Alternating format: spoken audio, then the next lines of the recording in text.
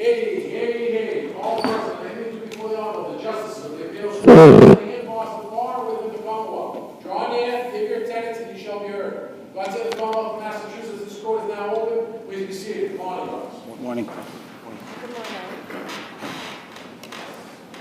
Good morning. Thank you for being here. I'm going to call the first case, although it's not going to be heard today, as you've probably been informed by the court officers and by the clerk. The case is Commonwealth versus Nicole Matheson, 2024-0122. And we learned this morning that Attorney Archer is ill-disposed and not able to be here. So we're going to reschedule the case potentially or figure out what we're going to do. But we're going to start court today, and we don't have an exact answer for you as to exactly what's going to happen. But we wanted you to know we appreciate your coming today. I understand you had a bit of a distance to drive today, and the weather's not so great, so why don't you go ahead and get on the road and get home safely, okay? Thank you very much. Okay, thank you. Take care. So we'll move on to the second case on for the list today, which is Commonwealth versus Alexander Henderson, 2024-0162. And before we do that, I'm going to back up for a moment and introduce the panel to you because I neglected to do so. To my right is Justice Robert Brennan, and to my left is Justice Annie D'Angelo. My name is Ariane Buno. I don't think I need to make very much ado about the preliminaries because I see most people here have been here before. But as you both know, you have 15 minutes to present your argument. We've read everything that you've already submitted, so you can get right to your most important points, and there is no rebuttal in the appeals court. Okay? Thank you. Attorney Weber. Thank you. Good morning, Philip Weber representing Mr. Alexander Henderson. Mr. Henderson's case is here today because he did not receive the effective representation of counsel. Now, this I feel like is quite clear that the error was not a strategic decision. It was very much an error. Trial counsel himself said that it wasn't strategic. So I think that much is incredibly clear on the record, and the only question is the level of prejudice that this error caused to Mr. Henderson. And in that regard, I would argue that it is quite... Can I interrupt you just for a moment there? Even though counsel himself indicated that it was ineffective assistance, that's still determination that the trial court makes or that we make, correct? In other words, we could still decide that simply believing that a certificate had been introduced and it wasn't might not necessarily fall below what an ordinary fallible lawyer would do. Right? That issue is still open for us to decide, correct? Oh, certainly that issue is open. I was referring to the fact that it wasn't a strategic decision, that he didn't do that for some strategic purpose, that it was I see. simply All right, I misunderstood an error. your point. Okay. And then thus, whether it's prejudicial enough is very much the issue at hand, thus if it would rise to that level of ineffective assistance for the purpose of a new trial. And obviously I would argue very much that it does, as the issue about the drug certificate very much was, it was the culmination of this closing argument. The closing argument, a fairly long one, spanned about 13 pages in the transcripts. This part about the drug certificate is the last factual statement that is made. It really was kind of like building up to this moment, saying to the jury, look at this drug certificate, compare it.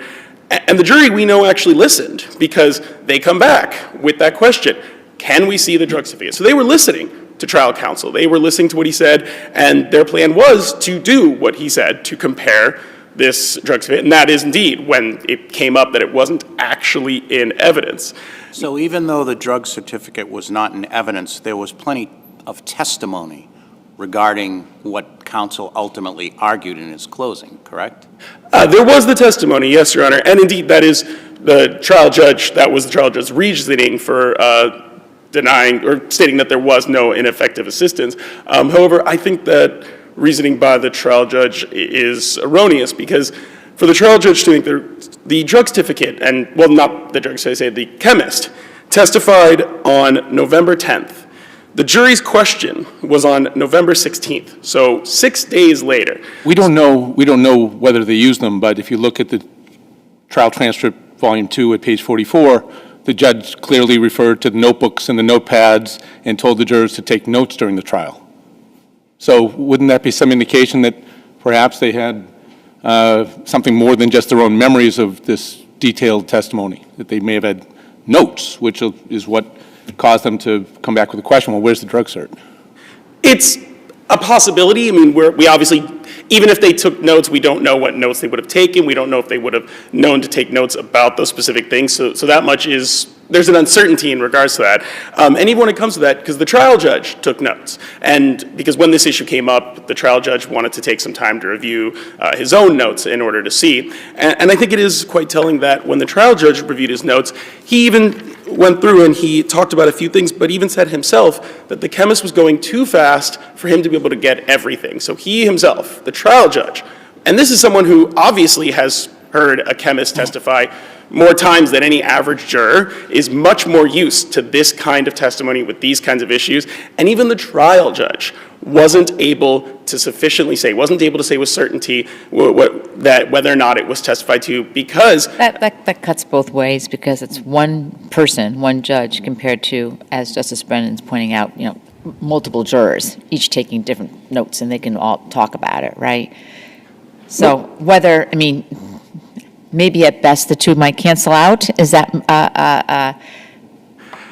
I understand what you're saying. I think the issue there is it's not as though the jurors were coordinating their notes. It's not as though they had gotten together beforehand and go, okay, juror number one is going to take notes about the first few things listed. No. The point is that they're going to discuss it collectively. They're going to discuss all the evidence collectively and their memories collectively, correct?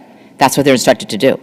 They certainly are instructed to discuss together. So is there some possibility that these jurors would have taken notes about every single substance? It's hard. That's the uncertainty element of it. It is hard to say with certainty of it, but I do think the fact that even a trial judge is saying the chemist went too fast for me to be able to write everything down, I think it is quite reasonable to think that these jurors also wouldn't have been able to write everything down and to be able to get it down enough to be able to compare that with certainty. And I think that really is a rather significant issue in regards to that.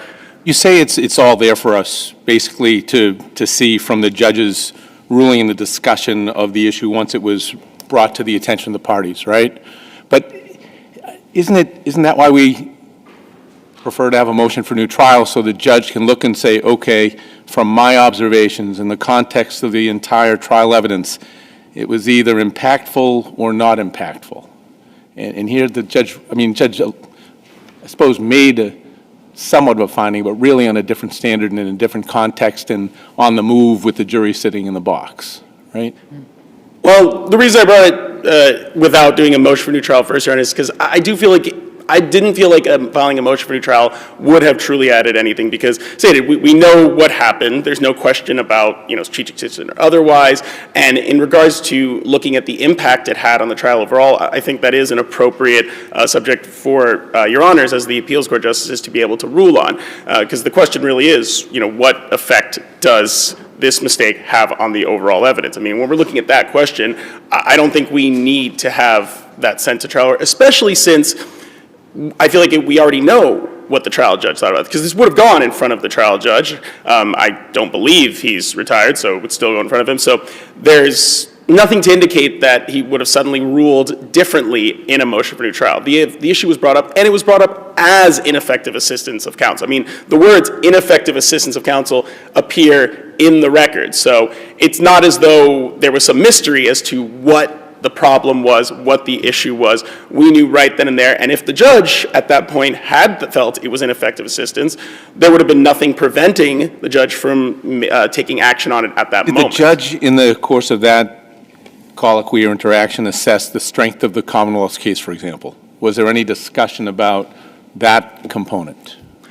I don't believe that the strength of the Commonwealth case specifically was addressed by the judge's findings. The judge was really focusing more so on the idea of, this chemist had testified. So I suppose if Your Honors wanted to, remand it for a hearing on a motion for new trial, that is something that could be done. I just felt as though because I understand that it's not the norm to bring this type of claim on direct appeal. I felt that this was one of these exceptional circumstances in which everything had been laid out quite clearly on the record in regards to that, and in regards to the centrality of it, because the jury was already deliberating at this point. So if this had happened earlier, I mean, I suppose it can happen earlier in closing arguments, but if an issue of potential ineffective assistance of counsel had happened early in the trial, when there was still more evidence to present, where there was still more testimony or things to be heard, that would be one thing, but this came up during jury deliberations. The evidence was closed at this point. We already knew what was being admitted, what was in or was not in,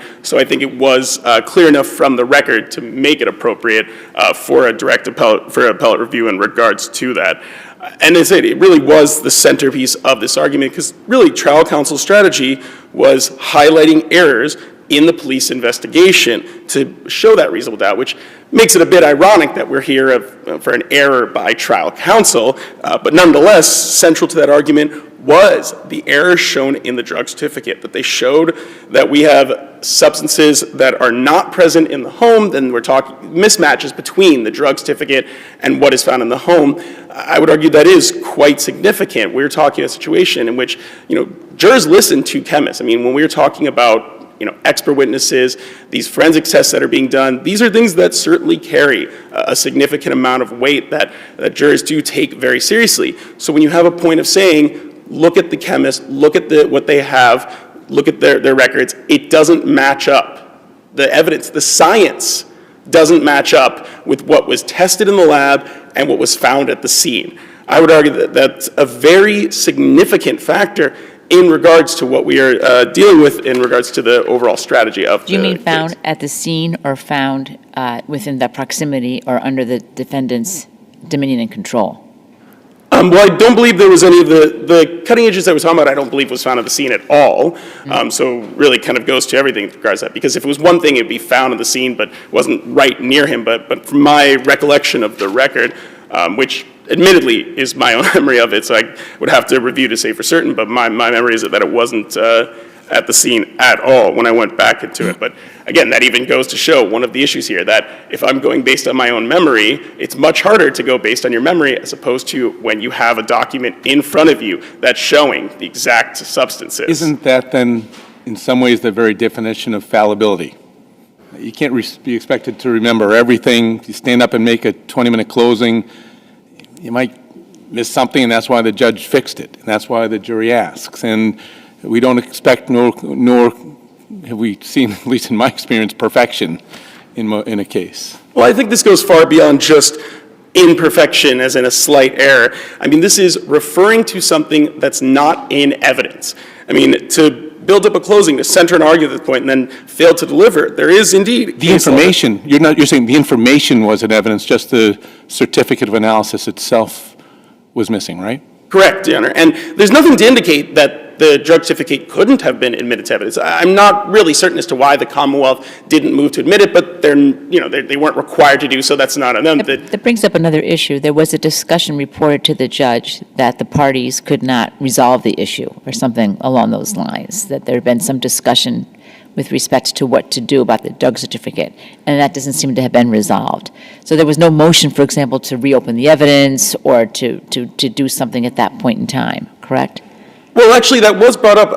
Both trial counsel and the Commonwealth counsel at one point did say to the judge, they both talked about saying that they would like to reopen the evidence. I don't believe it was a written motion, but orally presented, and they said that they wanted to reopen the evidence, and the judge Said, no, I'll read the testimony if necessary. Correct, Your Honor. So. But there was no, all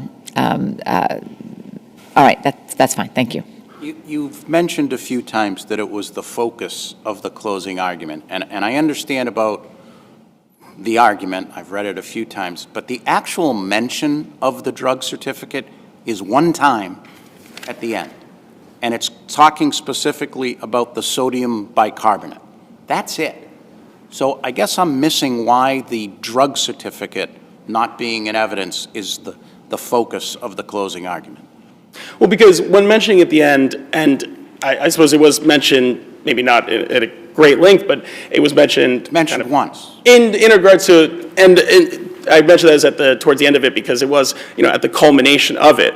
And it was saying, I believe I have the wording here is, if it's so important to have the baking powder, then you test it. You have the can, the powder's there, you test it, look at the drug certificate, sodium bicarbonate. There's no sodium bicarbonate there.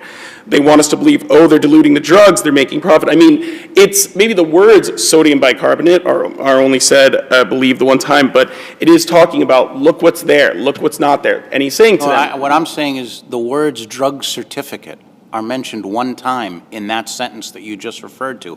I don't think he even mentions drug certificate anywhere else in his closing argument. His argument is about what's not in the evidence. I get that. But your focus on this closing is the fact that he referred to something not in evidence, a drug certificate, and that's the linchpin. It's mentioned one time. So how is that the linchpin of his closing argument? Well, I would argue that it doesn't need to be, I don't think the words drug certificate need to be said over and over for something to be a linchpin. He was building up his closing, he was building up to this moment, and I think saying, look at the drug certificate, even just the one time, is sufficient to really emphasize to them, look, there's all these problems, these issues, why you should have this reasonable doubt. Look at the drug certificate. And I don't think it needs to be said multiple times to drive that point home. And the fact that the jury did indeed come back with this question means that they heard him.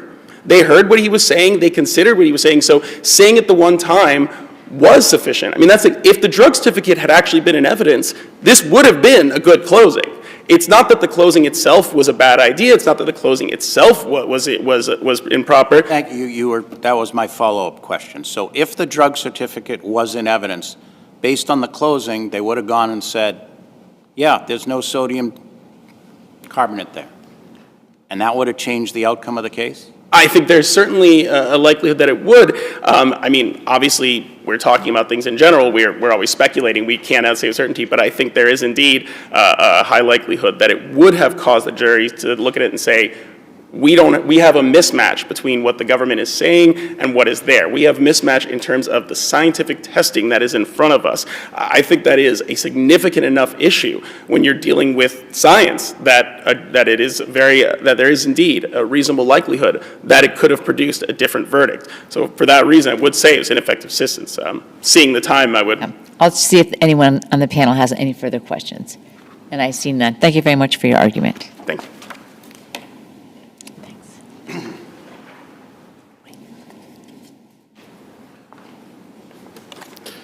Good morning, Justices of the Appeals Court. Michael McGee from the Norfolk District Attorney's Office. May it please the Court. I'll jump right into it. On the record, the judge, after having that discussion, after defense counsel had raised that he believed he was ineffective, found that he did not believe that was ineffective. And that was at volume 6 at page 17. The judge also instructed them to rely on their memory, and that was at page volume 5, 196, and volume 9. And I know your honors have touched on this, but and counsel raised the idea of returning this to a motion for new trial hearing for the first time today. But what is particularly important here is the strength of the defendant's case. This value of a piece of paper after the chemist had testified to it anyway, and the contents of it had little or no bearing on the outcome of this case. This is a defendant that was found within reach of a Clorox container with a false bottom with 73 grams of heroin and fentanyl in it. What about counsel's argument that the fact that the jury asked to see the drug certificate means that his closing argument was effective on that point? They were asked to do something, they went to find the drug certificate, and it was gone. Doesn't that sort of cut against the strength of the Commonwealth's case, that they were looking for something that defense counsel wanted them to look at? What I would suggest is that the judge here took care to listen to the audio of the chemist to ensure that the testimony was given about the sodium bicarbonate or the absence of it. And it was, in fact, in evidence, and those are at pages 142 to 143 and 51 of volume 3, and testified to all the cutting agents that were in there, one of which wasn't sodium bicarbonate. And Defense counsel pressed this point that he was worried that he had said that there was a drug certificate in evidence, and the judge said, if they ask, I will replay the audio for them. They never asked, they returned a verdict.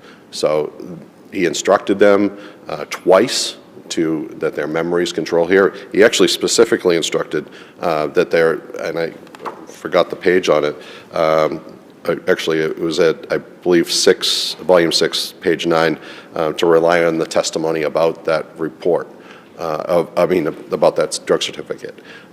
So that taken into account, that weighed against the, say, abundant evidence of the defendant's guilt, in particular the cutting agents. Cutting agents were found in the defendant's room. The same brand of Davis baking powder that was found in a trash bowl a couple of weeks or so before, the month before. There was testimony from a drug expert about how cutting agents are used. Certainly, defense counsel was effective in arguing, hey, you never found it in the drugs. And the main thrust of this argument was that his client was using this for his personal use. He made arguments about this works kit and syringes and other items that were around the room on cross-examination and both in his closing. It wasn't that the drugs were there and his client was there. He was arguing simply that he was not a drug dealer. But in the defendant's room were bands, $8,000 in cash, separately banded, scales, a blender with powder around the blender itself, and as I stated before, 73.12 grams of heroin and fentanyl that was next to the defendant as they executed the search warrant, and he was hiding in a closet with some kind of curtain. The Clorox bottle with the bottom cut out of it and 2 separate bags of heroin and fentanyl were in there weighing 73 grams. Can I ask you a different question? It's really more a curiosity, which is the TrueNarc results. Is that admissible? I never saw it. I wouldn't dare put it in, especially if, I wouldn't dare. You would need someone to authenticate it. Both the Commonwealth and the defendant would need someone to authenticate it, I presume. Yeah, and the reason I say wouldn't dare is we have chemists that analyze the drugs subsequent to that, and we typically call them, and that's so to do a preliminary test on the drugs. And rely upon that at trial would really make no sense, because you have a chemist that's analyzed the chemicals and all the dilutants and everything like that. But if the defendant wants to put in results that show either it says it's something different or it's inconclusive, perhaps as here, what's your sense as to the evidentiary foundation that would be required for that? And have you ever seen it actually done? Perhaps a judge may use their discretion to give the defense wide latitude to at least argue that there was an inconclusive result before, and maybe call somebody from Thermo Scientific to say that this is what came from the report. Probably not as high a burden as the Commonwealth would have to do to present this as this is what it is. But there's never been a Dobbin-Lanigan hearing on the scientific reliability of TrueNarc results that I'm aware of, right? I'm aware of. But we have stuff on PBTs which are out. Yeah, but, I haven't seen it. So I know it's well used. It is. Sorry, finish your answer to Yeah. I'd like to go back to something you said about the judge's, I'll call it a curative instruction to a degree. He does tell them to rely on their memory. Mm-hmm. And in counsel, when he was discussing with counsel, he said, well, I'll play back the tape if they want me to. Yes. Was there, I haven't read his final instructions probably as closely as I should have. Does he ever mention to the jury that that is even a remote possibility? That there's this, so how are they supposed to know that? I mean, I read his instruction as kind of like, no, you only have your memories, that's the evidence. But he tells counsel, by the way, I also have this tape recording that I could give them. So was that really a curative instruction at all? What I would suggest is that the judge was taking it one step at a time, which was appropriate here, and counsel seemed to assume it was an appropriate result here. He didn't object to that idea that if they asked for it to be played back again, that Well, it could be. he calls himself ineffective. And I don't know what more he can say to. It's hard, and I know counsel today says it's not strategic, but we don't have a full record before us because this was not before the trial judge on a motion for new trial. So it's unclear to me and to the court what counsel would suggest now, having in hindsight, whether he was that cure, was acceptable to him, whether he still thought he was ineffective after having heard that playback. This is all kind of in the heat of the moment after the Commonwealth has got their full case in with experts and all this significant evidence. The closings are in, and his client's left with this. And I don't want to speak for the attorney. What he was thinking at that very moment about how impactful he felt that certificate was, but it appeared that the judge took very good care to listen to it and explain to counsel that the evidence was in. You weren't ineffective. The substance of that certificate was in evidence. Can we consider, because it's an ineffective assistance without a motion for new trial, what else counsel could have done? Justice, I think it was Vuno, mentioned there was a discussion, but we don't know what that discussion was. Could they have stipulated to what was in the drug certificate, thereby supporting what defense counsel argued? Could they have tried to reopen the evidence if both parties agreed and entered the drug certificate? Can we consider all those possible alternatives, even though there was no motion for new trial? Based on all what we have here from the record, all that I would suggest is that reopening or putting in a certificate would have been cumulative of the testimony that was given. What value or whether counsel thinks that would have been an appropriate remedy, we don't know because it wasn't before the motion judge. And what I would suggest to the court is that what is clear is that the judge said that this was not ineffective, and before your honors, there's overwhelming evidence of the defendant's guilt and lack of prejudice to him, even if there was an ineffectiveness. On the issue of fallibility, correct me if I'm wrong, it looks to me like they rolled straight from evidence into closings, right? Did they even have a lunch break? Looking to see if they had a lunch break No, prepared? They just, lunch break was later. yeah, I'm right? sorry. They rolled straight from last witness into you ready to do your closing argument, right? Is that right? Yes. Yeah, okay, thank you.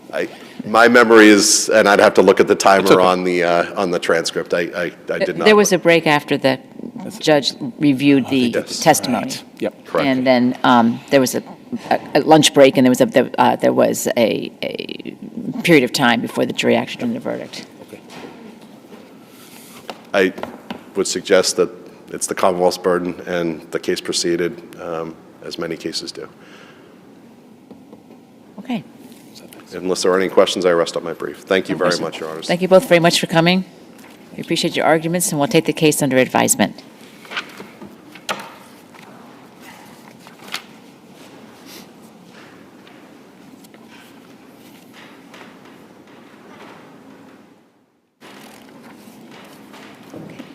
The next case is Commonwealth versus Harold Miller, 2024-0613.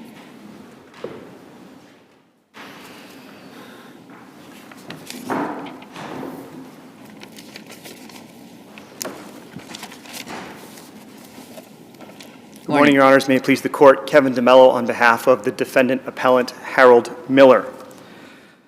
When police stopped and confronted Mr. Miller in this case, they did not have probable cause to arrest him. I think it's important to keep in mind the burden is obviously on the Commonwealth to prove probable cause, but also that there is a delta between reasonable suspicion and probable cause. The evidence here amounted to police observing people with drug-related histories in a drug-related area doing things that they couldn't see. Now, I think we've conceded that might raise reasonable suspicion. It's not sufficient to get to probable cause. The reason is the suspect behavior is just, it's too weak. And it's not an issue of credibility. Obviously, we have to accept the judge's determinations on that point, but rather the weight of the evidence that's being relied on here to determine that there's probable cause at the time that Mr. Miller is stopped. We have, for instance, a suspected past transaction between Mr. Miller and Mr. Doucette. But when you look at the testimony, all that amounts to is they observed Mr. Doucette in a suspected transaction and that he got into Mr. Miller's car. I'd argue that that's suspicious maybe, but is that sufficient to get to probable cause? You've also got, they're talking about no associations with known dealers. Essentially, either Mr. Doucette or Mr. Miller is going to people's houses or meeting with people that are known to police to be dealers. But again, there's no observations of actual transactions or unusual behavior. It's all happening behind closed doors. So again, maybe this is suspicious behavior, but does it really support probable cause? And then in the specifics of this case, you've got, they see Mr. Miller walking into a residence that they suspect is a residence of someone who deals drugs, and then exiting after a short period of time. Again, suspicious maybe, but, is that really probable cause? And, then there's other As you're gaining speed here, talking about the facts, there was also the fact that your client's car, he parked his car at a certain distance from the house before he went in, and Sure. it wasn't necessary, right? I mean, I'd argue that that's not even suspicious behavior, because he's parking 100 yards away, sure, but he's walking right in the front door in broad daylight. It's not like he's going in a back door. It's not like he's trying to hide his movements. Police are able to see him walking straight from his car into the front door of this place. There's other, behavior that's cited that I don't think is suspicious at all. For instance, Mr. La Rosa moving a backpack from a passenger seat into a trunk. I mean, I don't see what that has to do with or suggests about a narcotics transaction. It's not like Well, let me ask you this. Assuming, I know your position is there's no grounds for a pat frisk and there's no, they shouldn't be in the trunk. Correct. If we were to find there was probable cause, okay, then does the movement of the backpack into the trunk get them into the trunk where otherwise they would not be able to go there? Does that provide some link? Well, I know you're not conceding that, but if No, we were to get to probable cause, then it seems to me for them to go trunk rather than passenger compartment, you got to have something else. right, I'm not sure that they have anything that ties them to the car. Look at, like I said, how is the backpack related to a narcotics transaction? Is the allegation that he's putting the money in the backpack? I mean, we don't have any indication that that's the case, and if that's what's happening, why is he putting it in the trunk? It doesn't really suggest a narcotics transaction. I think the linchpin in the Commonwealth's case is whether or not there's probable cause at the time that they stop him and ask the threshold inquiry. You're not arguing, and I think the prosecutor alludes to it, you're not arguing that the police have to observe an actual hand-to-hand, right? I mean, there's the cases about the ride to nowhere, et cetera. And the point is well taken, it seems, but I'm happy to hear you respond that if the standard were you have to see hand-to-hand, then any smart drug dealer would never get caught and would be nothing to know where to go with it. And they'd be able to deal with impunity, as long as they hide their hands or go in an alley where no one can see them or hop in a car and do a quick zip around the block, right? Right, so you're right, observing a hand-to-hand is not necessary. However, the courts have observed in the Kennedy case that it is an important factor. It's an important factor that's missing. There's other important factors that the court could look at that are also missing. That this idea of furtive behavior, secreting something in your waistband, putting something in your shoe, the idea of a suspect, reaching into a car. It's sort of unusual behavior, and it suggests an exchange. Here, you don't have any of that. You have basically what amounts to reasonable suspicions. And the case that I would point to is the Stewart case that I think is most like this case. It's actually one that's cited by the Commonwealth. And in that case, there was a group of people that met, and then a defendant walked away, and he had a backpack. There was something in the backpack that was sort of weighing it down. Police suspected there was a drug transaction because this person had a drug history and this was a drug area. They stopped him. They asked him. He lied to them about where he had been. Mm-hmm. Even then, the court said, that's not probable cause. That's reasonable suspicion, and they didn't have enough to independently get probable cause to search his bag.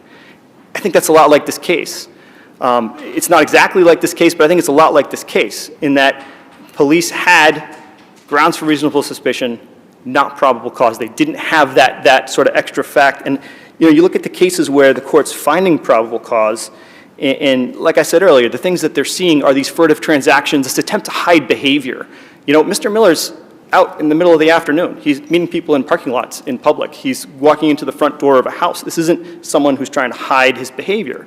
Or at least he's not engaging in behavior that suggests to police that this is a narcotics transaction other than, suspicions. Where do you think this facts of this case stand in relation to Sanders? That's cited by I think it's cited by the Commonwealth, but. So I think it's a different case than Sanders. Let me just quickly look. So Sanders is, the thing with Sanders is that the police observe the defendant reaching into the vehicle. And that's sort of this idea of this unusual behavior that would signal to police that this is more than just a suspicion, that this is probably a drug transaction. And your position is that reaching into a vehicle is more suspicious or more nefarious or than hop in a car, take a ride around a block, and then hop out of a car? Well, I think it is because it suggests, it's more along the lines of suggesting that an actual exchange took place.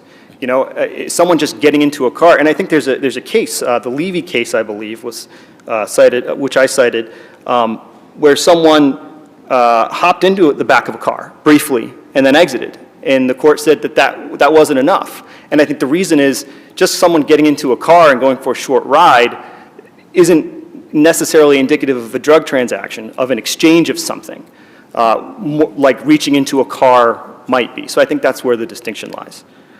Do you concede that if there's probable cause for the arrest, that this was a proper search incident to the arrest?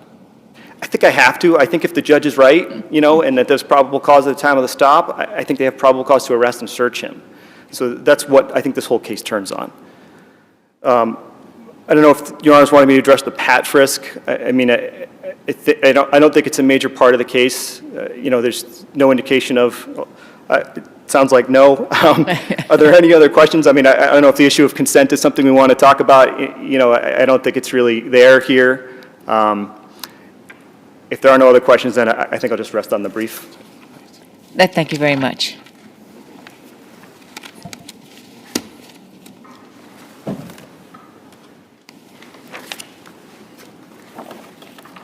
Good morning, and may it please the court. I'm Dylan Punch, 303 certified practitioner on behalf of Middlesex County for the Commonwealth. Joining me at council table is Assistant District Attorney Jamie Charles. The Commonwealth asks that this court affirm the judgment because there was ample probable cause to arrest the defendant prior to and independent of the results of the searches. And the factors leading up to the probable cause in this case revealed that silent movie sequence of drug activity that includes these were experienced narcotics officers. They were surveilling a residence occupied by known drug users and drug distributors due to recent complaints of Let's talk about that. Why should we give that any weight? These are unknown citizens' complaints. There's nothing about who they are, what their veracity is, what their truthfulness is. Why should we give that any weight? Your Honor, because the officers independently corroborated those tips by going to the residence and observing this activity that was consistent with drug activity. This is watching. They didn't see any drugs distributed. They saw people going in and out of a home, right? Correct, Your Honor, correct. So what the citizens' complaints were not that people were going in and out of the home. The citizens' complaints were that people were distributing narcotics. So there's no corroboration for that, is there? Admittedly, Your Honor, that is a different factor in this case. Here, the occupants of this residence were already on the police's radar, so they went and observed, and in their independent experience, knowing that these occupants were drug distributors and drug users, began surveilling the apartment. And at that point, they observed the defendant approach the residence on foot. They immediately recognized the defendant as a drug distributor. They had previously seen him engage in a suspected drug transaction with one of the occupants of this residence. He entered, he briefly left, then he continued on his way. He walked the 100 yards to his car. At that point, he picked up another known drug user, gave him this 100-yard ride. This drug user placed a backpack into the trunk. After this 100-yard ride, the defendant drove to a church. at which point, Can I ask you a question? Do you agree that if, again, I know that's not your position, but if we do not find that there's enough on those facts to get to probable cause, that we're a little backed up on the spectrum to reasonable suspicion, that the police had no right to go into the trunk? well, Your Honor, on those facts, if there was just reasonable suspicion, as soon as the officers approached the defendant and spoke to him and he denied having met with this gentleman in the car, the known drug user, that would be sufficient in the Commonwealth's position to bump the reasonable suspicion up to probable cause. But assuming that we disagree and we say we're still at reasonable suspicion, we're getting closer but not quite there, would you agree that they cannot go into the trunk, absent a search incident or to arrest? Yes, sir. If there was only reasonable suspicion, they could not get into And the same as far as a pat frisk. They didn't have, I know you cite the previous firearms charge, but is it your position that they have a right to pat frisk the defendant again based on reasonable suspicion, or again, at that point, it'd be reasonable belief that the suspect was armed and dangerous, or? Likely not, Your Honor. These were very old firearms charges. I believe they're 20 years old. Apart from that, it was a general statement that narcotics violators tend to carry weapons. The Commonwealth's position is that they did have probable cause at that point, and certainly after the false denial. And I believe it was Commonwealth versus Alvarado, which this court said that can bump it up from reasonable suspicion to probable cause. And of course, when he parks in the parking lot, they saw the defendant go into the trunk where the backpack had been placed by the gentleman who had taken this meaningless ride, manipulating something, they couldn't see what, and it was at this point when they, now they had enough probable cause, they approach him, they open the trunk, they find in the trunk where the defendant had just been standing, they find the cocaine residue, the scale, the plastic baggies, and so the Commonwealth's position is certainly there was ample probable cause prior to any searches occurring, Your Honor. Further questions? No further questions. Before you leave, I take it this is your first time arguing the appeals court? It's my fourth, Your Honor. I interned. Oh, geez. Well, then, I guess you're already a pro. Never mind. Anyway, so I was going to welcome you, but you don't need any welcoming. Thank you both very much. Thank you, Your Honor.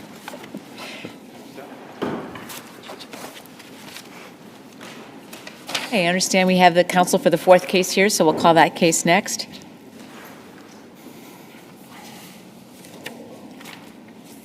And that's Paul Conway and another versus Thomas Carigliano and another, 2024-0519.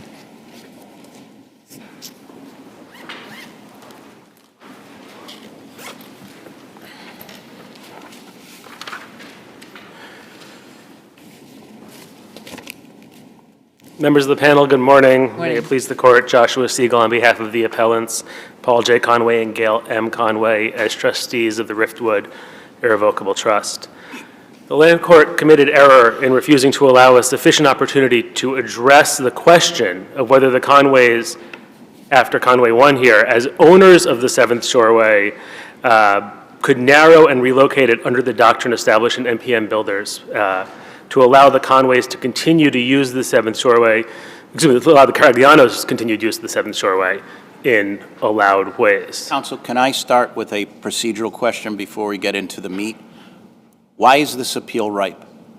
Final judgment entered is the short answer, Your Honor. The judgment that entered was such that it envisioned more work, a procedure to determine what work needed to be done, an expensive and I think lengthy procedure. So the court ordered a plan to be filed, correct? Yes, Your Honor. That wasn't done. A stay was entered also, Your Honor, by the land court. But it wasn't done to answer the wasn't question. done. But it was not done, that's So correct. how is it a final order if something that was ordered wasn't done yet? There was a judgment entered as a final judgment by the land court. Well, let's back up again. You're calling it a final judgment. But Justice D'Angelo's question to you is, what makes it a final judgment? Certainly not some sort of entry in a docket. It has to actually be a final judgment. It has to, right? And here we have a case on remand. The land court judge says, do X, Y, and Z. In this case, mostly just do X. It's not done. You're not pleased, it seems to me, so you ask for a stay and you ask for an appeal, and you go ahead and appeal.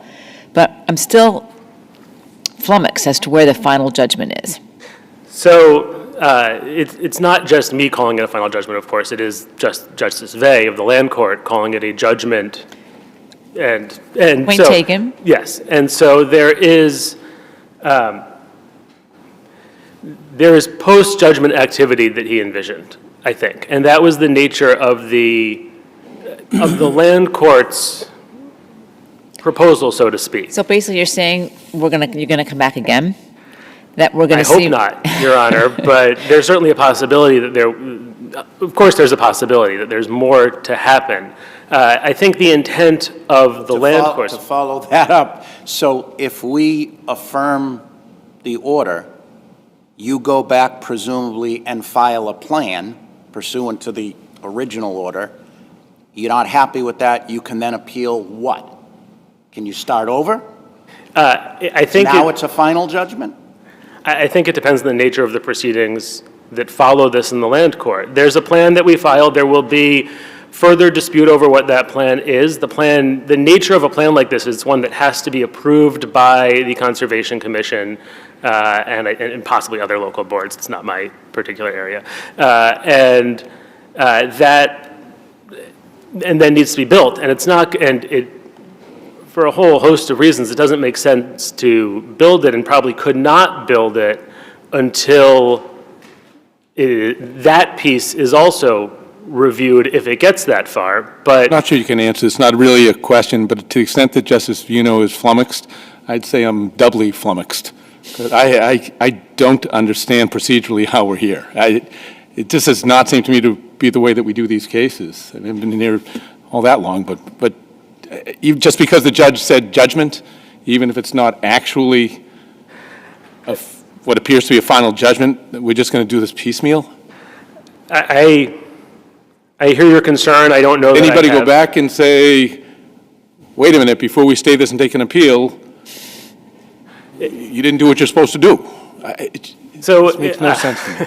In fact, to the contrary, I think Justice Vey said, and it's in the record, and I can pull the page if you want, it's toward the end. It said, we have two options. One is we can go through this whole, I can enter a judgment that you can appeal from, and I think that if we had not filed the notice of appeal from a document that said judgment within the time allowed, we would have lost that right to appeal it. And there certainly would have been an argument that if you don't file a notice of appeal from a judgment within the time frame. Can a judge in a lower court allow you to do an interlocutory appeal to us, or is that something that we have to allow? A judge in a lower court can enter a separate and final judgment as to part of the claim. And that can be appealed from, and I think that, although not set forth explicitly procedurally that way, that's effectively what happened here. And Justice Vey said, I'm going to enter a final judgment as to this, and you can appeal from that because it's a judgment. He didn't call it separate and final, but it is effectively a judgment. And he said, I'm going to stay the rest of this pending what the appeals court tells me to do, which is in fact what happened for better or worse, in Conway 1 without objection from the court or any party or the Land Court. And the issue that we're here, turning to the merits, I suppose. What exactly do you want us to do? So I would like a remand to give the Conways the opportunity to amend the complaint if necessary, but to do discovery and then have factual resolution, whether that's summary judgment or a trial, on whether the easement can be narrowed and moved pursuant to the doctrine established by the SJC and MPM builders. That's what I'm looking for. Because Justice Vey did not give that opportunity here. What was tried in the first trial was a separate issue than this issue. What was tried in the first trial was, as he says it in the beginning of the decision, it's page 618 of the record appendix. Effectively, what are the Caragliano's rights in the easement? And that has been established through the first appeal. And then, do the Conways' encroachments into the shoreway unreasonably interfere with Caragliano's deeded rights in the shoreway? And if yes, are the Caraglianos entitled to an order directing the Conways to remove those encroachments and restore the shoreway? Did the Conways, after our court remanded it, ever ask for an evidentiary hearing or a trial? Yes, what Justice Fay said at that time was, give me a proposal on what you want to do moving forward. And both sides put in a proposal, Conway's proposal, which is in the record, and says, we think there's enough here that if you want to rule in our favor and everyone agrees, great, but if not, and we assume not, we would like the opportunity to amend our complaint, conduct discovery on this question because it wasn't right. We're in a posture no one envisioned. For better or worse, what came down in Conway 1 was not anything anticipated by either party or the court when it was previously there. So give us an opportunity to do the discovery we need to do on that, and then we take it from there. If the facts are undisputed, we can file motions for summary judgment. If they are disputed, have a trial on that question. It's not a jury trial, it's a land court. So whether the changes that have been made, or there are changes that could be made that would allow the Conways to narrow and move the easement. The biggest issue that Justice Vey identified in the easement's location was what he called the front of the easement, which is the part between the road and heading down toward the embankment. Maybe my question wasn't well pointed enough. I know that you requested that in a bunch of requests to Judge Vey. Where did Judge Vey say, no, I'm not going to do that, and you objected and said, no, we need to do this? So there's not an effective waiver on your part. Well, we made the request, and then Justice Vey said, both parties put in their requests, and then it's page 715 of the record. Justice Vey said, notice is hereby given, the following docket entry has been made. The court has reviewed the parties' memorandums regarding the remand, and then he says what he's going to do and makes a ruling. And to effectively to say, no, you didn't understand what I said, it could perhaps be a motion for reconsideration, but failing to file a motion for reconsideration isn't a waiver. It's that, we propose this plan forward. Justice Vey says no. Well, I'll put it in the context of a trial. You make proposed instructions to a judge, a jury instruction. When the judge doesn't give that, you have to object. Here, you made proposals, and the judge said, well, I'm going to do X. No objection. No, Judge, wait a second. No, neither one of us wanted that. We want to do this. Is that properly before us? I think it is, Your Honor. And we are not in a procedure well-defined by the rules of civil procedure. And Strange case. I think all of us agree in many different ways. yes, and I submit that the proposal for the path forward, that doing anything more would have been futile. To then, Judge Vey says, I'm going to enter a judgment. Either enter a judgment that you can appeal from immediately, or a judgment that will require you to have, as I read it, have this dispute about the plans, maybe get approvals that then could go stale with the new board in the year and a half you're going up on appeal before any work is done.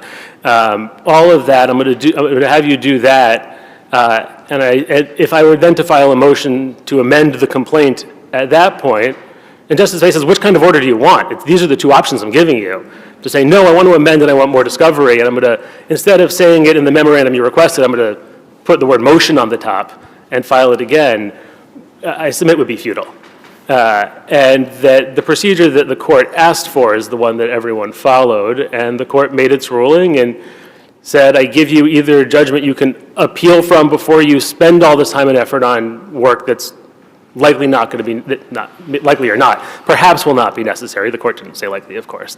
That's my gloss at the moment, I apologize. That perhaps is not necessary, or you do the work and then have the appeal on the fundamental issue. But again, I don't know whether this is procedure or the meat of part of your argument. If you had followed option 2 about filing the plan, wouldn't you have been able to get discovery and litigate that part of the case, and that sort of would have gotten you what you wanted anyway? That is not how I understood the order, Your Honor. To litigate what work is needed to be done is the way it was put. And we'd already seen the first version of the judgment that was appealed from the first time. And Justice Vey effectively said, I'm going to enter a very similar judgment. And my read of the and litigate what work needs to be done is the litigation envisioned in that, which was not further discovery. It was, we come up with the plan, the Craglianos say, no, this doesn't do X, Y, and Z, and Justice Fay decides whether the plan we propose or the plan that, or the objections are right or wrong. It did not seem that the litigation that was discussed was another full opportunity to reopen discovery. In fact, discovery had closed. You made that clear at various pretrial matters before the trial years ago. I don't know that that's in the record, those kinds of statements that were in court. How what you just described is not exactly what's going to happen next. I'm sorry to hear, Your Honor. What you just described to us, isn't that exactly what's going to happen next? Well, not... If you prevail, even. I mean, that's exactly what you want, right? You want discovery, you want a hearing, and you want a trial as to what you're going to do and what your neighbors are going to agree with or not. Yes, Your Honor, and I don't envision that was what was allowed or envisioned. I didn't understand that was what envisioned or allowed by Justice Fay's order in the first instance, because that's what I had asked for, and the answer was effectively, I'm entering the same judgment with the narrower easement If we were rights. to view the judgment as, great, colloquially speaking, give me your plan. Let's start with your plan.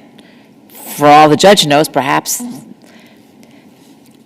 which would be wishful thinking that would be likely, there could be an agreement about what's going to happen. Move that boulder. That's sort of in the middle of I mean, there's certain things I think that the parties perhaps could agree on. No, I guess not, right? No, there's not going to be any. Well, and more to the point, if Justice Fay thought that what we had asked for was what he was ordering, there would not have been the need for this idea of, let me give you something you could appeal from now. Because if he had said, yes, I'm... That may not have been the best option, to have added that option to number one. But that doesn't necessarily change the posture of the case. But I recognize that was stated in his option number one. And if if the order was clearly more discovery and another trial, that's not, then, if that was what option 2 was, then there should have been no option 1. And Justice Fay wouldn't have ordered that. That the purpose of this order is, I made a legal decision that I recognize could be, is subject to appellate review, one way or the other. And that legal decision was not to accept the argument that there's more facts, that the facts that were decided are different than the facts at issue under the MPM Builders analysis. And that once Justice Fay made that decision, that was the issue that was subject to appeal.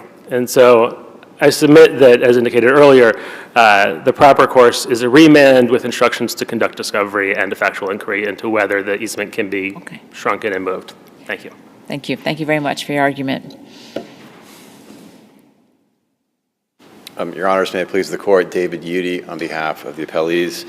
I think there's something that to Justice D'Angelo's point hasn't been discussed yet, and I want to drill down on it because I think it answers the question, and the Court has intimated about this.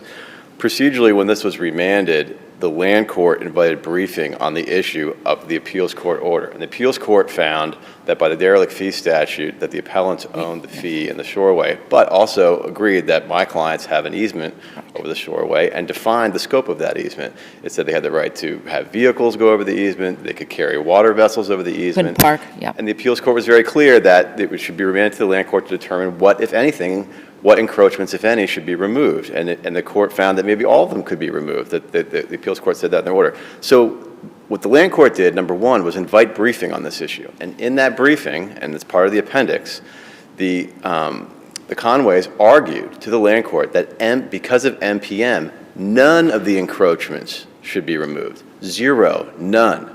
And the land court made a determination basically saying, I disagree.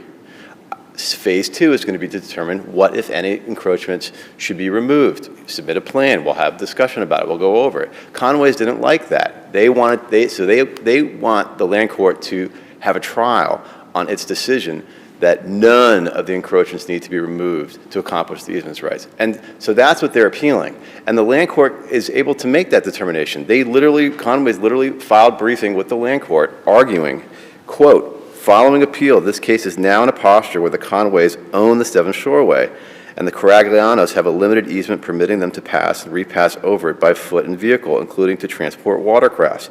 As such, in light of the doctrine set forth in the Restatement Third of Property Servitude, Section 4.833, as adopted by MPM Builders LLC v. Dwyer, 442 Mass. 878, 2004, no remedial action in the Seventh Shoreway is required. And that's in the record. Are you reading from something in the record? That's in the appendix, record appendix at page 683 to 683, just thanks, because it was 684. fast and I, Right? So Not much they of an made this auditory same one argument sometimes. before the land court, and it was rejected. The land court said, no, I don't agree that you have to leave the status quo. Something has to be done. And how could the land court do this? Well, it already conducted a trial in this case.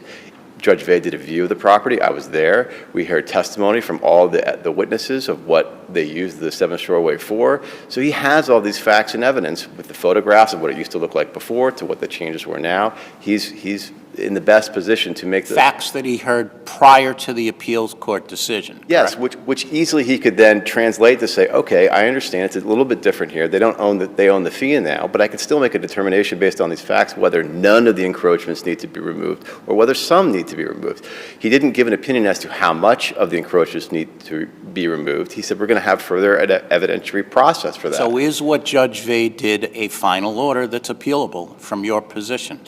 I kind of feel like my clients are kind of suffering death by 1,000 appeals in this case, and I think, this matter should be fully adjudicated before Judge Vey. One way or the other, it's going to be, because it's going to go back in some form. It's going to go back, no matter what we do, for the plans to be figured out, and that's going to be appealable, isn't it?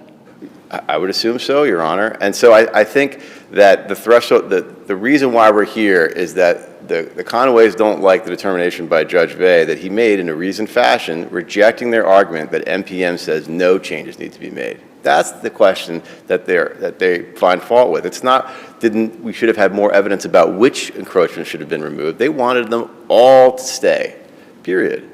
And that's the issue, right? And so Judge Vey considered that. He reviewed their briefing on NPM, and he rejected that. And how could he do that? He has an intimate experience with this property. He was there. He listened to the testimony. He reviewed all the evidence at trial. He's in the best position to reject that argument under NPM. And presumably, he could order another view or do something else at that point in time when the plans Exactly. were presented. Of course. So, it would go back to Judge Vey. We submit the issue is we would ask this court to say is now dead in the water, the argument that nothing needs to be removed, right? So that argument was considered by Judge Vey. I think it should be rejected on appeal, and we go back to Judge Vey and we go through this process with the plan, and he can make a determination with another view, however he sees fit, and that's reviewable by this court if the Conways don't like it. But he already considered this argument, and the argument that the Conways want this court to adopt is that nothing needs to be done. And clearly,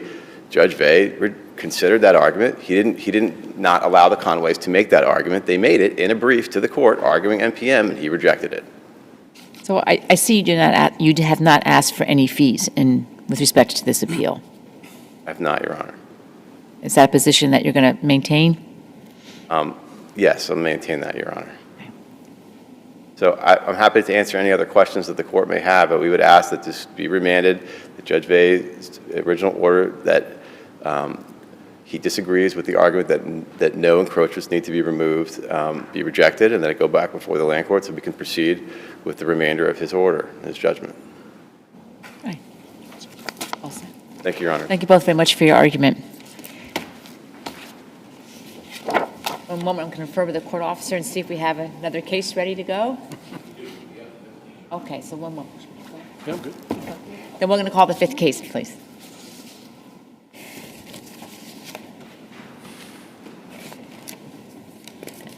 And that would be John Doe versus Sex Offender Registry Board, 2024-0200. I remind the parties and ourselves that this case is impounded so that we won't use any of the parties' names. Good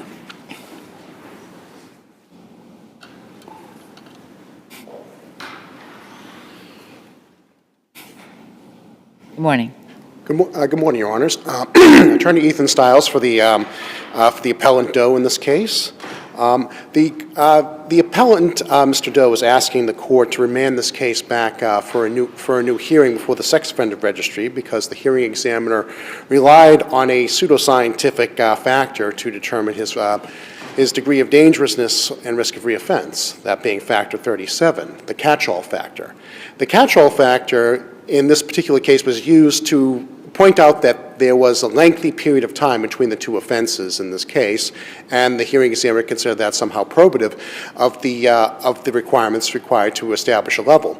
However, I think it is clear that that factor 37 cannot be used to when you're trying to use a scientific or a scientific sounding factor to prove your burden, because ultimately the courts have held that we rely upon empirically validated risk factors, and this factor is not. And we know this because repetitiveness is usually considered under the rubric of factor 2, repetitive and impulsive conduct. Now, there's been some developments in the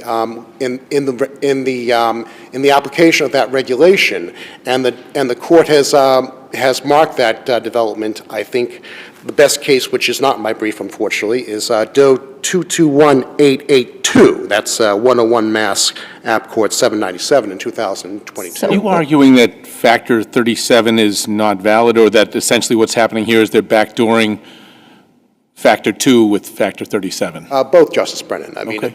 yeah, I say it's backdooring, and I think I may have even used that word in my brief, because factor 2 says repetitive and compulsive, and this factor, as applied, just seems to sound like repetitive in another name. And we have no scientific literature cited, even if it were appropriate to cite, to suggest that a substantial length of time between offense 1 and offense 2 is somehow indicative of an increased risk of reoffense or degree of danger. And we have in Doe 22188 an acknowledgement that the Superior Court, by a decision by Justice Wilkins, held that according to the research behind factor 2, you have to have some sanction for sex offenses in between those two, in between a previous and a subsequent offense, in order for that to have any meaning in terms of predictive power. And we don't have that here. All we have is some measure of repetition that doesn't have anything. What if we had a situation where there was much more repetition? In other words, your point is factor 37 has not been, in this particular aspect of factor 37, how it's applied here, has not been subjected to any kind of scientific review or empirical review. But if, let's say, there was 15 incidents of sexual abuse or sexual rape, 20 incidents of an underage child, at that point in time, couldn't a hearing examiner simply say, I don't need any scientific evidence, this is repetitive, and this is going to increase the danger of this person? Being released upon release, et cetera? I believe not, Justice Buno. And the reason is, if that guy was able to get away with all those offenses without getting caught, without getting arrested, He charged, could be, well, et cetera, okay.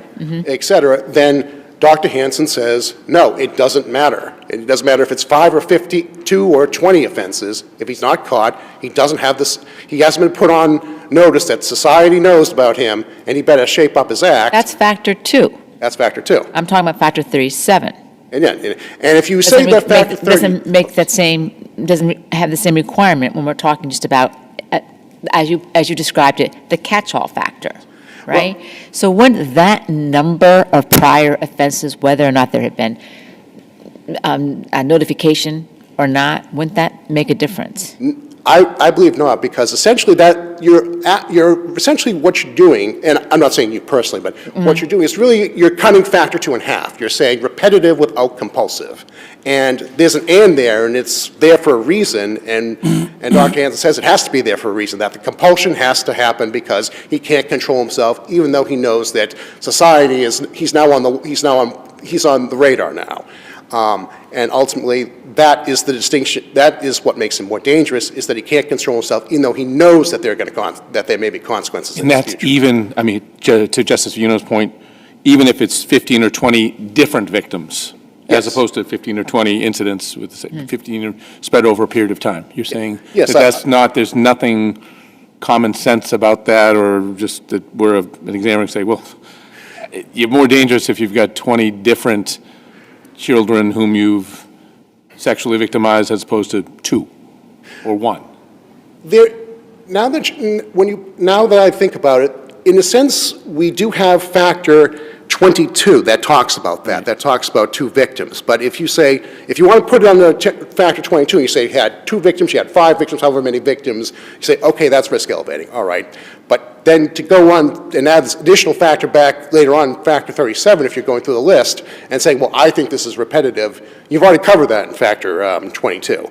Or in some cases, it may be... So if the examiner called it 37 when it really should have been 22, what's the prejudice?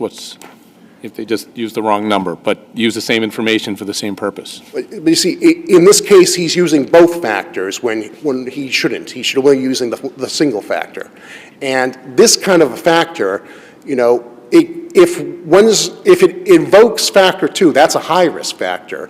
And that is where the prejudice, I think, is even more than perhaps one of the more generic risk-elevating factors that get listed later on in the regs. So now I know that this claim wasn't made below, and it does fall under the substantial risk factor, but ultimately, on substantial risk analysis, otherwise it's waived.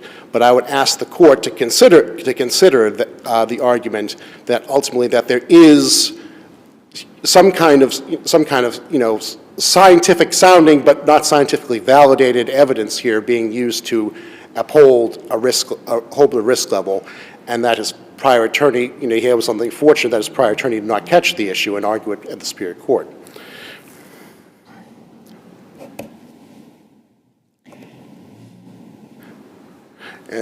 All right, well, Your Honors, if there are no further questions, I would rest on my brief. Seeing no further questions, thank you very much. Got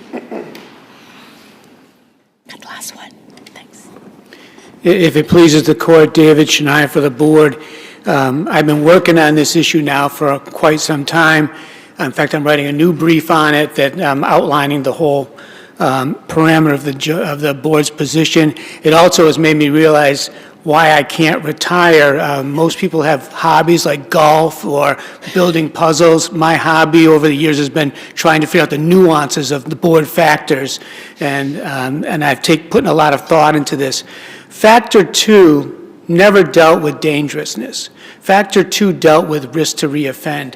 The problem with the first portion of Factor 2 was, bless you, the problem with the Factor 2, the beginning of it was it conflated repetitive behavior with compulsiveness. And that was the issue all along. Now, I spent 10 years propping that up in arguments about the right to promulgate regulations, but finally it fell. Justice Milkey and I went back and forth on this issue many times over 10 years. In fact, I told him at one point, you finally, after 10 years, were found to be right on this issue.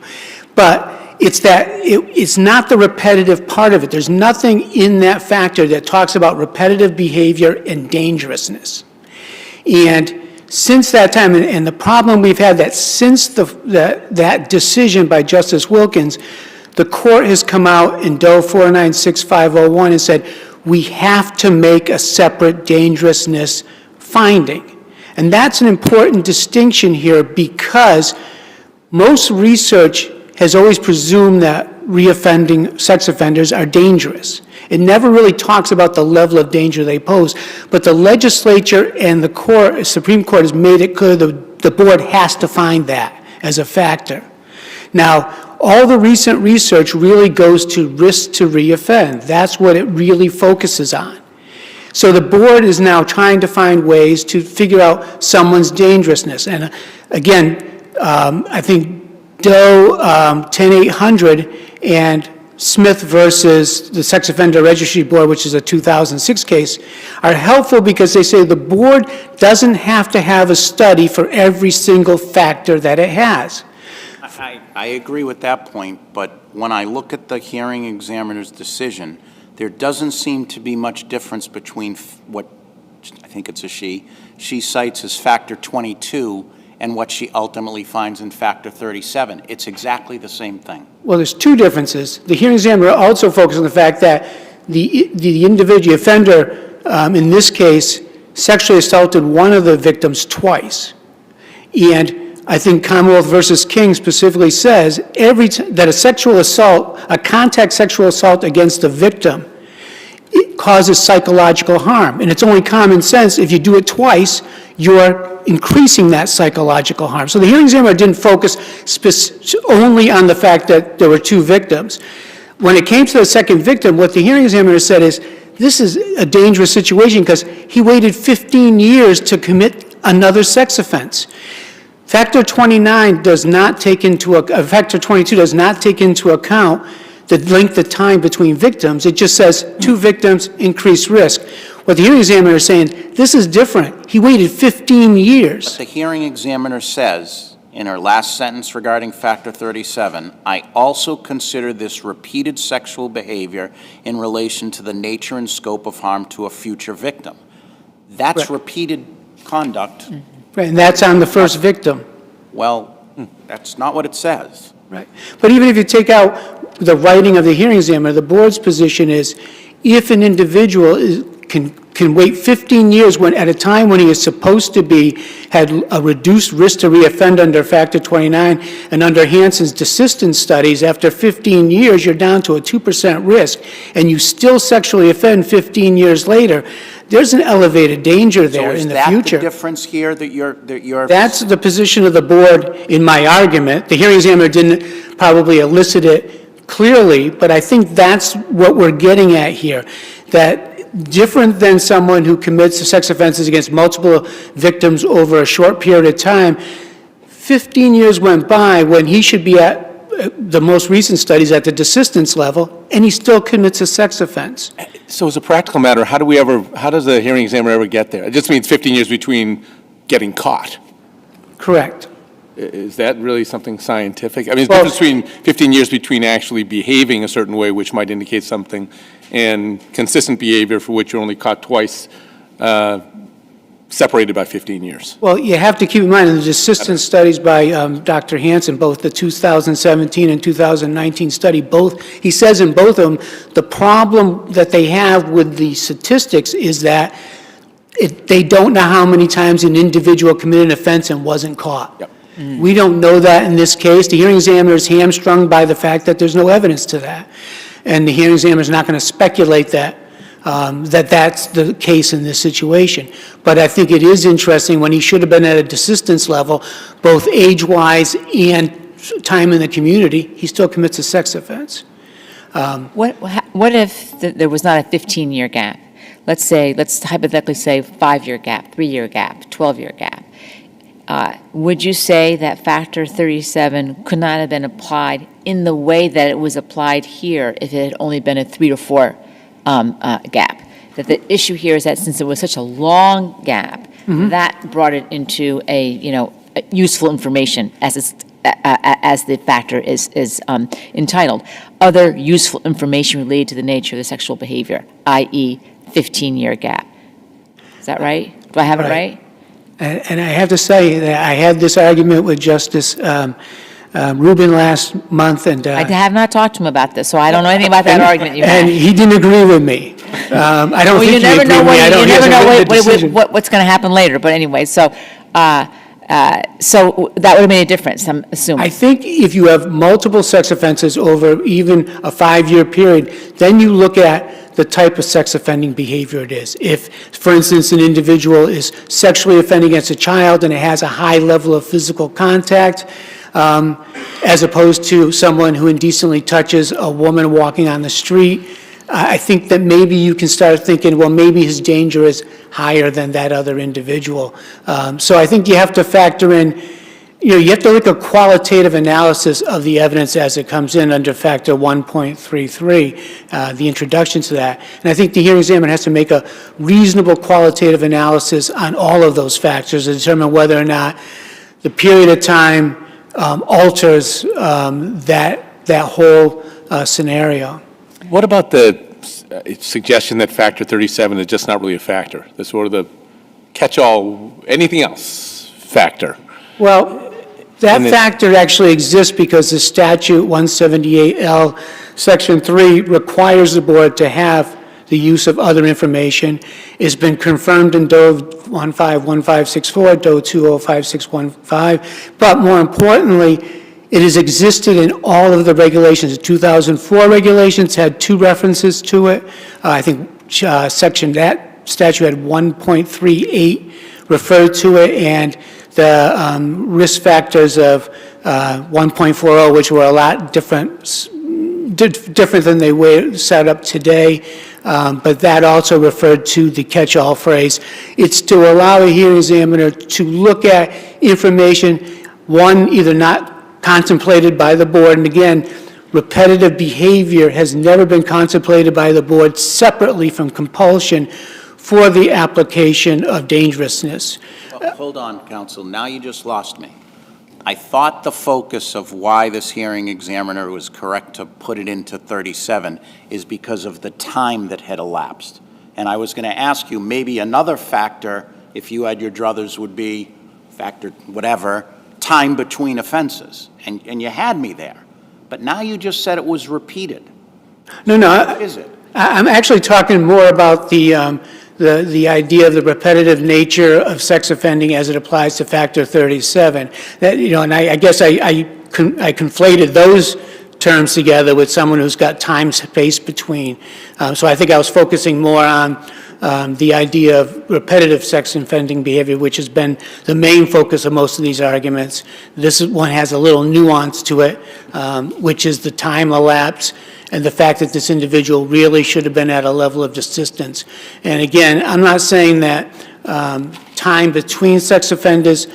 I think you have to look at the facts of each case to make that determination whether it impacts dangerousness. That's all I'm saying. It may or may not, depending on the fact pattern. I think there's 2 different ideas here. And one is, if you repetitively sex offense against one victim, you're causing psychological harm each time. But if you sexually offend at different points in time, it really depends on the circumstances of those cases. I don't think that's an automatic repetitive factor 37 using the idea of repetitive for dangerousness on that specific issue. That's more of a fact-driven. You're saying it might not apply in that situation. Right, depending on the facts of the case. So I think there's 2 different I presume aspects not of to this. interrupt, but to be sure I understand, and before your time is up, I presume that there is other useful information that might be presented in a case to a hearing examiner in which it is evident that scientific research would be required to actually rely on that useful information within the rubric of factor 37.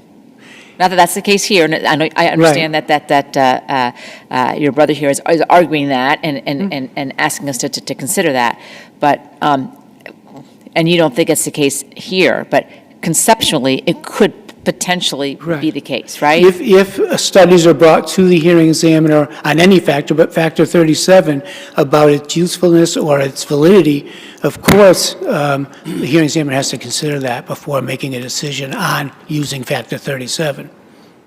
Now, one other issue that's been raised in this case procedurally is, as your brother has commendably acknowledged, that the issue is waived, that we can still consider it. What is your position on that? You probably mentioned that in your brief, and I don't recall what you said about that. I think you just said it's waived, but if we were to consider it, am I right? Right.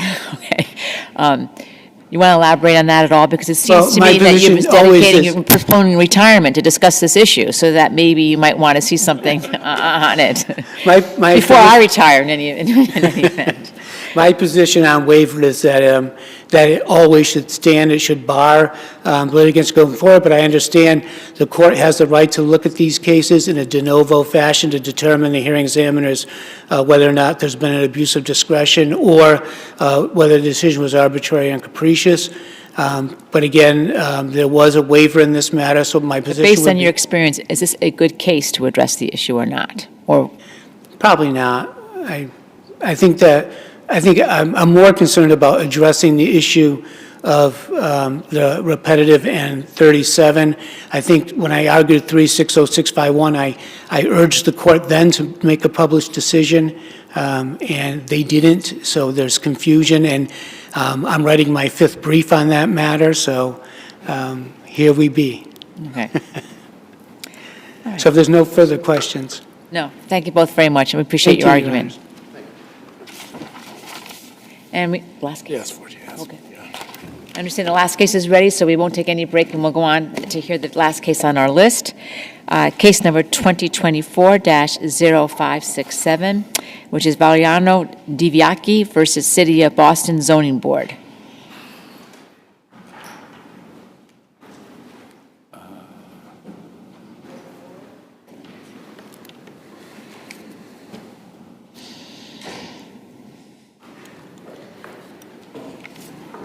And just to be clear, before we start, I see that there's a split of time with respect to the appellees, 10 minutes and 5 minutes, so is that correct?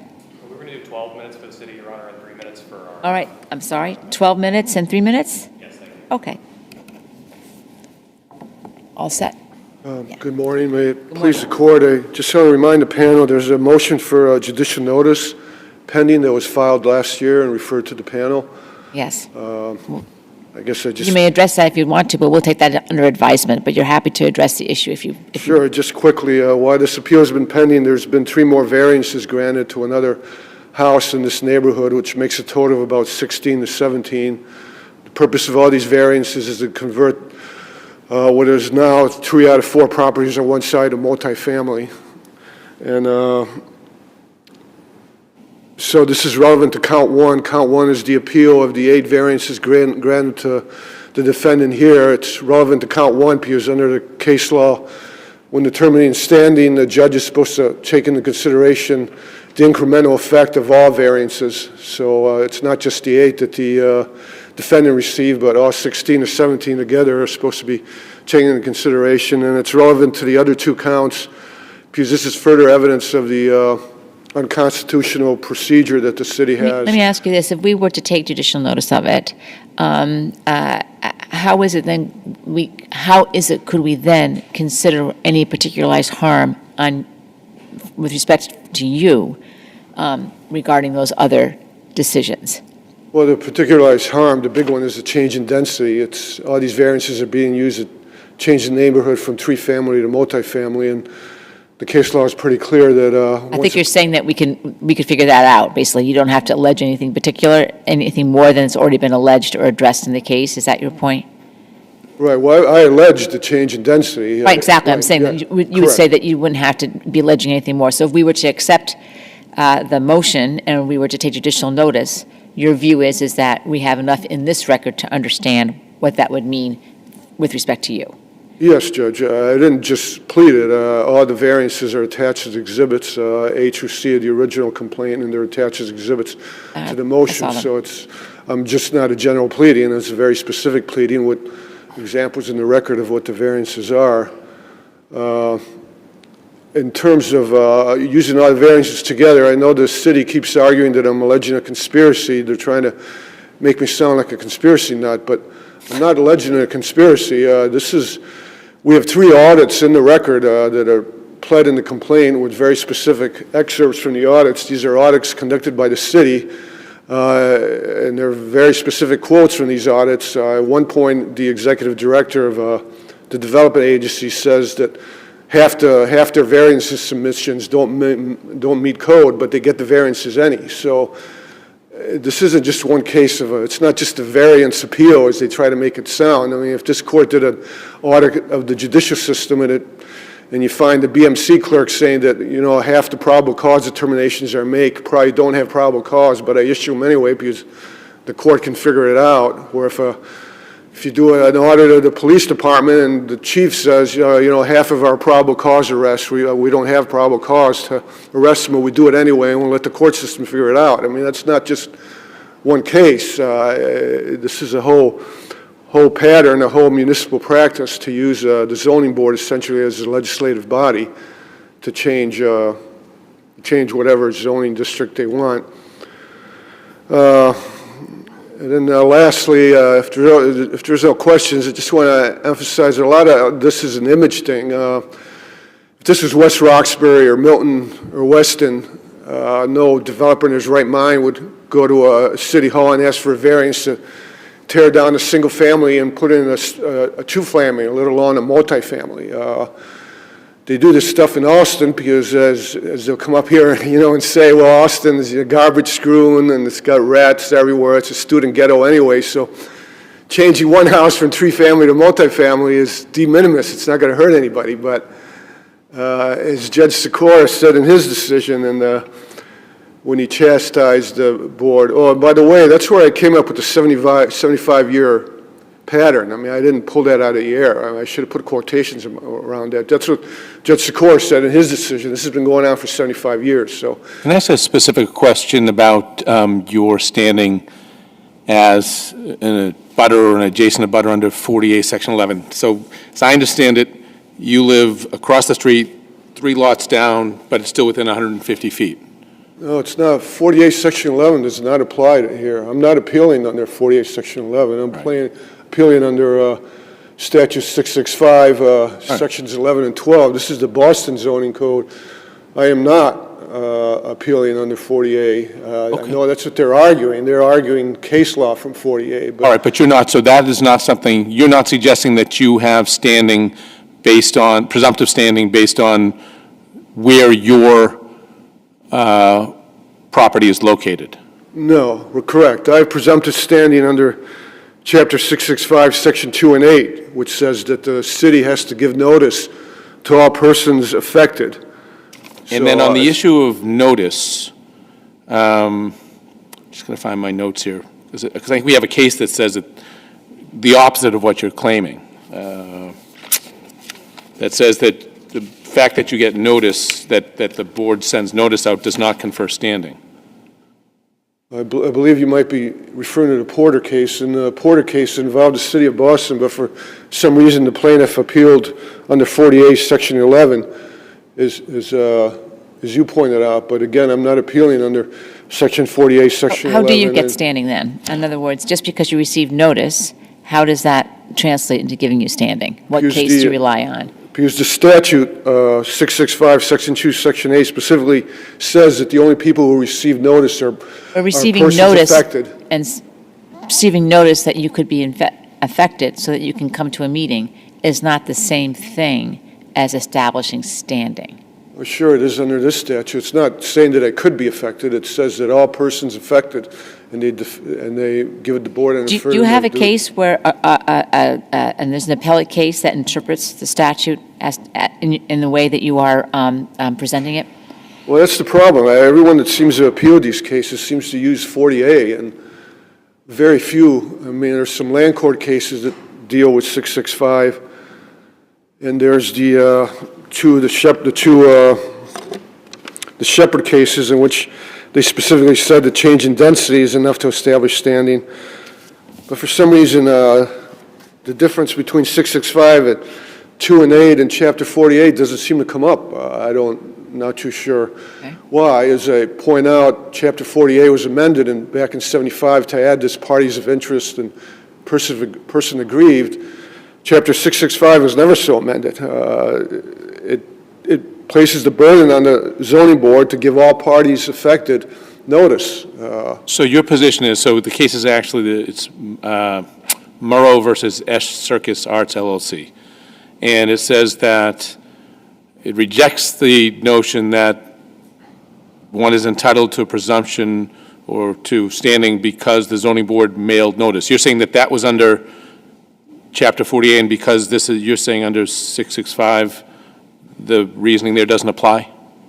Correct, Judge. My memory of that case is that was a 48 case, and the reason you'd have that distinction under 48 is because 40A defines party of interest as abutters to abutters and the person across the street, as long as they're within 300 feet. So in theory, under 40A, if you're in a place like Weston or something where the lots are huge, I mean, you might only have 2 or 3 people that have.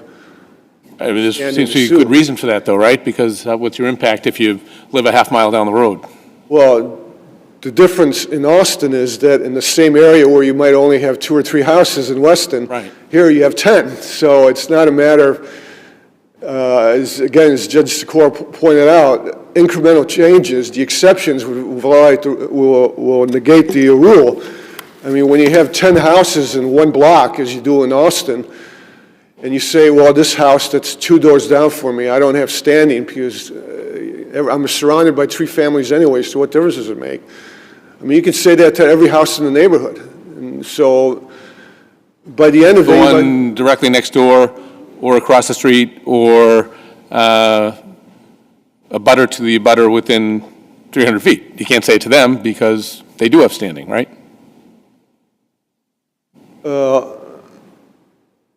No, they wouldn't. 48, Section 11, those folks have standing. Well, no, it's not. It's only 2 abutters. You can't, if you're the third abutter, yep, it doesn't matter if you're within 300 feet. It's an abutter to an abutter or the person across the street. So, I mean, if you're an abutter to an abutter and you're 301 feet away, you're out of luck. Right, but if you're the third abutter, right, greater than 300, within 300 feet, you're still away. Right. I mean, so it's essentially just, yep, 2 abutters on the side and the abutter across the street. So even if you're in Weston or something and it's a small lot, you only might have 4 or 5. But the difference is in the city of Boston here, you have 10 houses. And even if they can make the same argument for the person next to me, sure, even if they have presumptive standing, but they can argue that I'm not an aggrieved person because adding 2 more units to a house next door to me when there's only 3 units, the difference is going to be de minimis. I mean, you can say that to every piece of property. I mean, that was a mistake I made here when they gave 27 Houghton Street 5 variances to go multifamily. I was across the street from that. I should have challenged it, but no one wants to go to court when they don't have to. I mean, that's one of the advantages they have. So I don't go to court, and next thing I know, now they're giving 8 variances to 21 Houghton Street, 8 variances to 9 to 11 Houghton Street, 3 variances to 21 Houghton Street.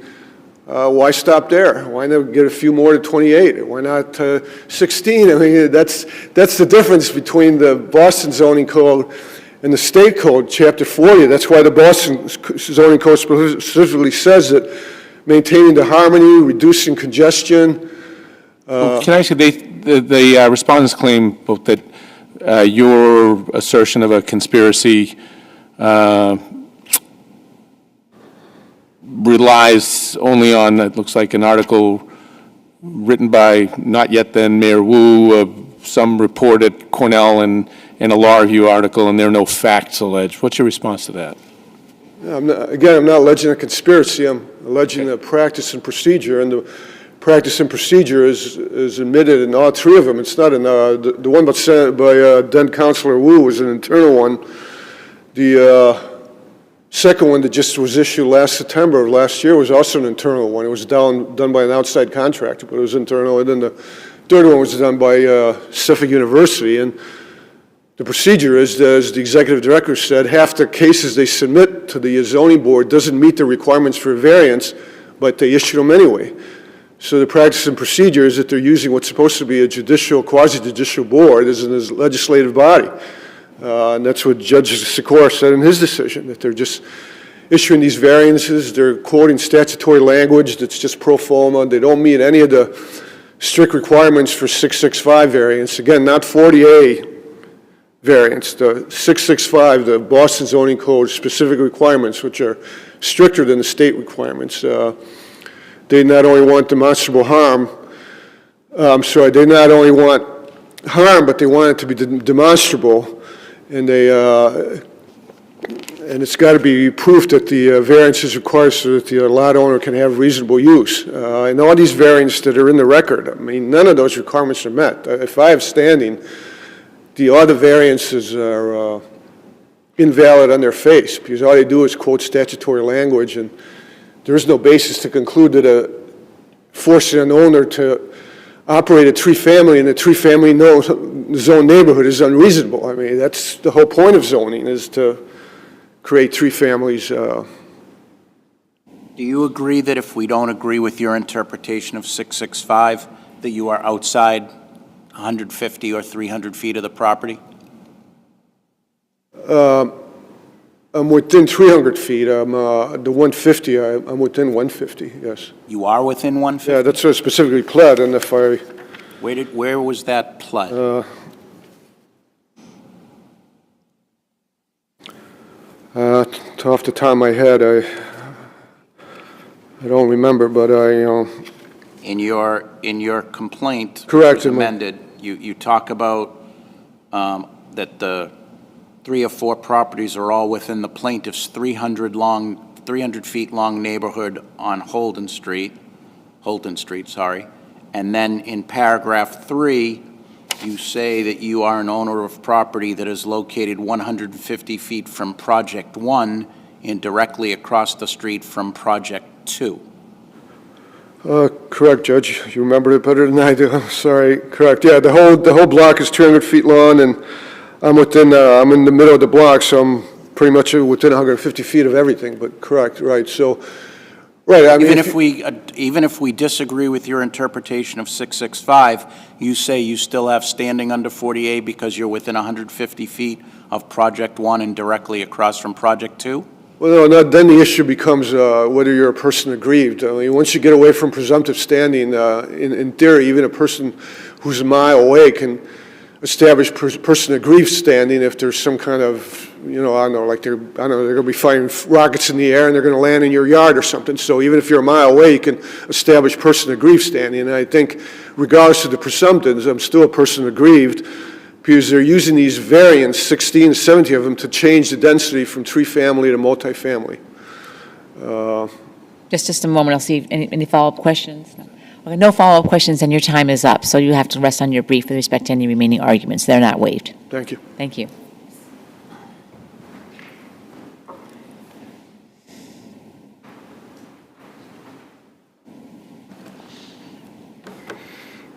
Good morning, members of the panel, and may it please this court.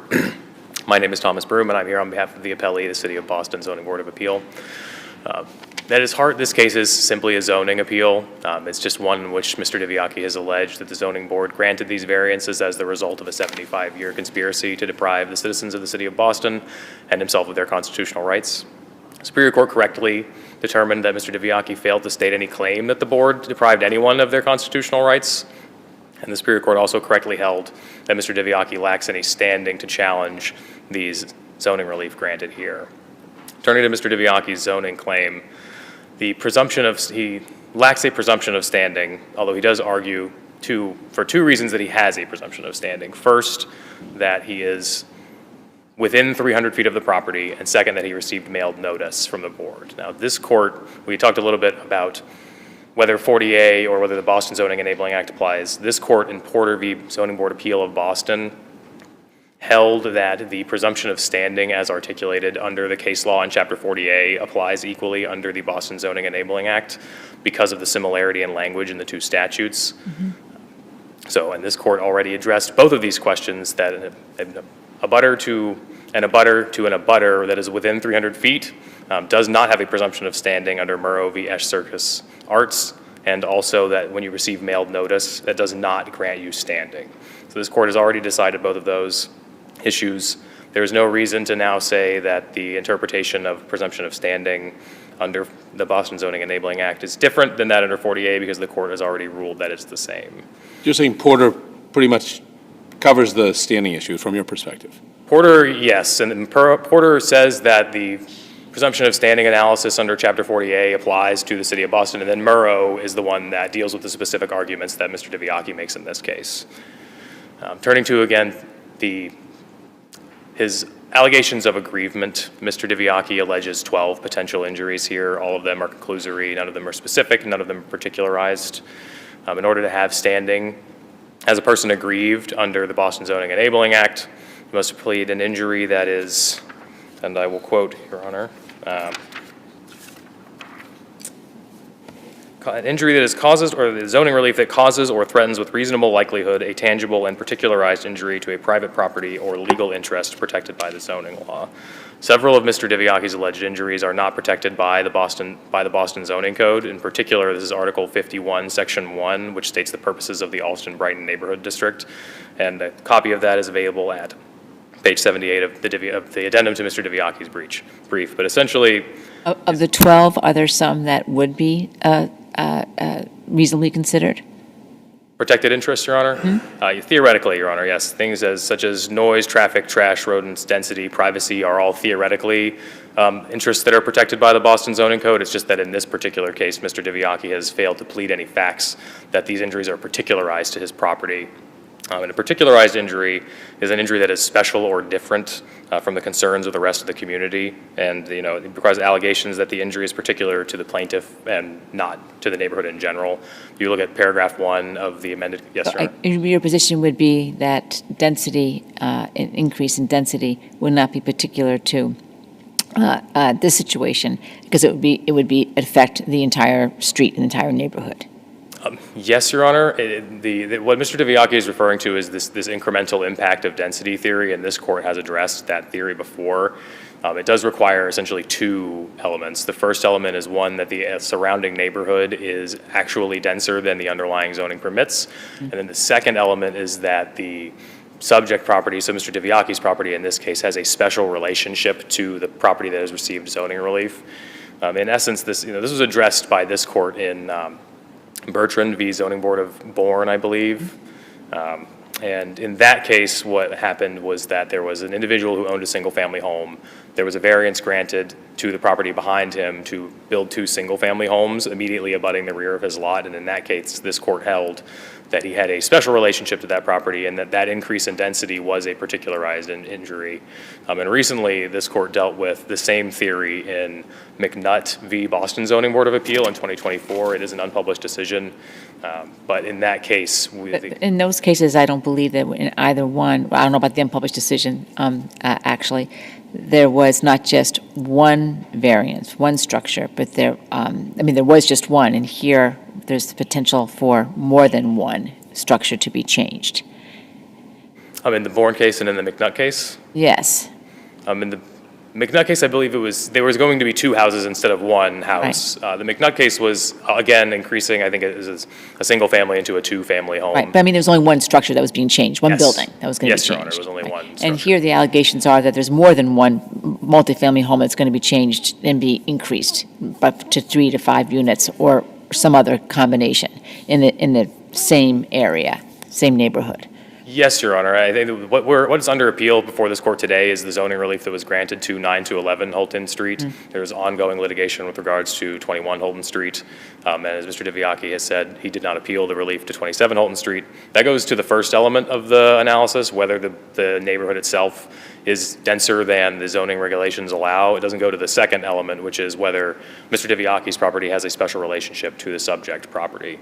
In this case, there is no special relationship because of the distance that Mr. Diviaki is from the subject property. The facts of Bourne, like as I said, it immediately abuts the rear of that property. Similarly, in McNutt, this court dealt with not an immediate abutter, but someone who also had a presumption of standing. In that case, their neighborhood received a variance to increase the single family to a 2-family home. And this court, and I will say that this was about whether the private defendant could rebut the presumption of standing that this homeowner already had. So value is not exactly on point here, but it certainly defines the outer scope of what this special relationship looks like. Essentially, this kind of incremental impact theory is only available to those that have a presumption of standing. And in any event, Even if this court were to conclude otherwise, Mr. Diviaki has not pled any specific facts that would let this court reach the conclusion that he has a special relationship with the subject property at 9 to 11 Holton Street here. All right.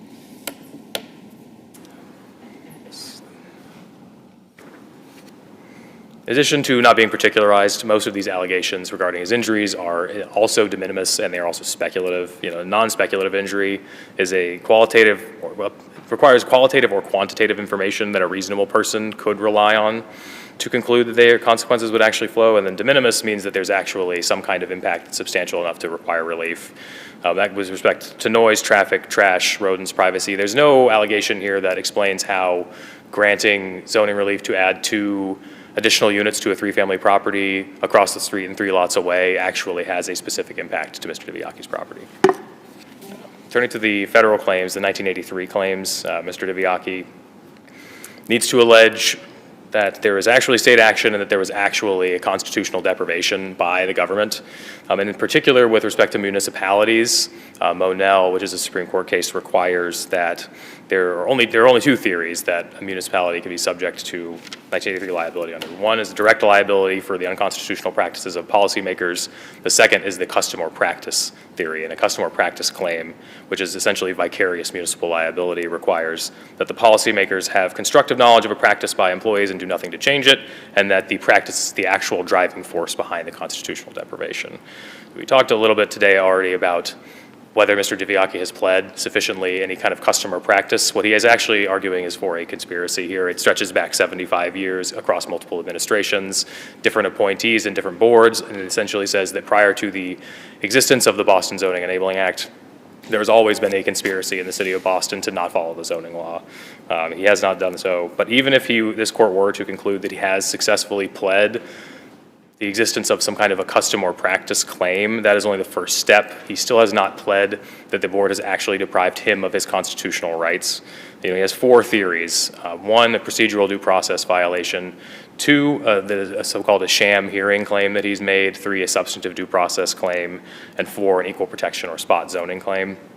With respect to his procedural due process claim, it's unclear under Massachusetts law whether an abutter here has a protected property interest, but even assuming that they do, the board had provided Mr. Diviaki notice of this hearing. He attended the hearing. He spoke at the hearing. He confirmed again when he was called that he had nothing further to say, and he submitted written opposition beforehand. Mm-hmm. First Circuit Court of Appeals is clear that there is no judicial style kind of cross-examination or judicial style hearing required in these kinds of hearings, and this very clearly meets the minimum process that was required. In addition, there is this state appellate process that we're currently engaged in to also protect his rights, which is relevant. The sham hearing claim, again, there's no facts to suggest that this was a sham hearing. First Circuit has addressed this generally in the theory that if there are facts to show that the board is either prejudiced against Mr. Diviaki or some way uniquely prejudiced for the developer, that he might have a claim. In general, the Supreme Court has said that there is a presumption of validity and constitutionality to these kinds of hearings, and Mr. Diviaki has pled no facts to overcome that presumption. With respect to the substantive due process claim, in the First Circuit here, in order to plead a substantive due process claim in a land use context, in this kind of municipal permitting context, and you have to allege a conscious shocking conduct by the government. There are no facts here that shocked the conscious. Again, all Mr. Diviaki relies on is opinions. He calls them audits of the board, internal audits. These are opinions of people that are not formally affiliated with the Zoning Board of Appeal at the time those things were authored. They are all opinions. There are no facts. And if this court wants to see what a substantive due process kind of conspiracy claim looks like, they need to look no further than Brockton Power LLC v. City of Brockton, which is a District of Massachusetts case in which Judge Sorokin upholds a well-pled substantive due process conspiracy in this land use conscious that is in fact conscience shocking. And even if Mr. Diviaki has pled that the board has, or even if the court were to conclude perhaps that the board had arbitrarily and capriciously issued these variances, that isn't a substantive due process violation. And this court has held that previously in Rosenfeld v. Board of Health of Chilmark. It wasn't specifically zoning relief, but it was specifically related to variances that the board granted for a sewer system. And then finally, the last claim, which is spot zoning or equal protection. Under that analysis, which is the SJC and KISS v. Board of Appeals of Long Meadows, local zoning boards act in a quasi-judicial capacity, not in a legislative one, and that they are not capable of spot zoning. And this court has similarly held in Ricker variances are equally subject to the same analysis. Thank you. Questions? Thank you very much. Thank you, Your Honor. Counselor? Good morning. I represent the private party defendant, Patrick McKenna. Looking at the plaintiff's complaint, it appears fairly obvious that this is a challenge to the general practice of the City of Boston or the Board of Appeals, not really a zoning appeal under Section 11 of the Boston Zoning Enabling Act. Maybe this would be a case that could be brought as a 10 taxpayer suit, a mandamus case. Maybe it's a ballot box issue. Maybe it's not even really a case that should be brought in court. But what it's not is an appropriate appeal of my client's project. The plaintiff is not entitled to use a zoning appeal as a basis to vindicate the underlying zoning code in a given district in the absence of establishing standing for the appeal that he's brought. Standing requires actual aggrievement, palpable and unique to the plaintiff, that arises out of a zoning protected interest. There are no facts pleaded in two attempts, two bites at the apple, an original complaint and an amended complaint before the Superior Court to establish standing. We've already covered that there's no presumption of standing here. I won't get into that. There are words used in the complaint that in an appropriate case might give rise to standing, not this case, because there are not facts to back up these allegations.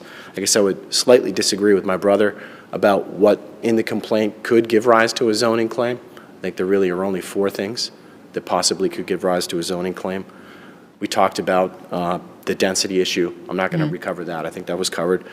There's traffic that's raised, there's noise, and there's privacy. There's no facts whatsoever to establish that there's any traffic issue that would arise out of this project. This is a project that provides 8 off-street parking spaces. There's no evidence to indicate, there's no allegation to indicate that there's going to be any increased traffic issue arising from this project. Mr. DiViace's property has a long driveway and a garage. There's no allegations that he relies on street parking or that there's even an existing traffic issue. As to noise, there are no allegations in the complaint that would indicate that there's going to be a noise problem that arises from this particular project that would affect Mr. DiViace. Again, he lives across the street, 3 doors down. There's really no fact in the complaint that would tie this project to some noise impact that's going to affect Mr. DiViace, uniquely and different from anyone else in the neighborhood. And then finally, as to privacy, again, across the street, 3 doors down, Mr. DiViace has a large tree in his front yard. During most of the year, it's doubtful that he can even see the project from his property.